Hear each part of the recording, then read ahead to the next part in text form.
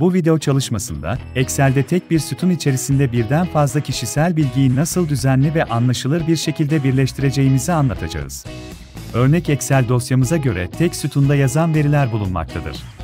Bunların her birisi ayrı bir sütuna gelecek şekilde metni sütunlara çevirelim. İlk önce, A sütununa tıklayıp verileri seçili konuma getirelim.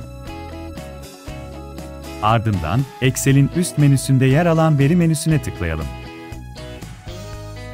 Açılan alt seçeneklerden, metini sütunlara dönüştür seçeneğine tıklayalım. Karşımıza gelen seçeneği, sınırlandırılmış kalacak şekilde bırakıp ileri butonuna tıklayalım. Ayırıcılar bölümünden virgül seçeneğini seçelim. Her yazı arası virgül ile ayrıldığı için bunu seçiyoruz. Tekrar ileri butonuna tıklıyoruz ve karşımıza gelen ekranı olduğu gibi bırakıp son seçeneğine tıklıyoruz. Gördüğünüz gibi her veri ayrı bir sütuna gelecek şekilde düzenlenmiş oldu. Bu yöntem sayesinde hem veri girişi hızlanır hem de raporlama esnasında okunabilirlik artar. Bunun gibi Excel ipuçları için kanalımızı takip edin.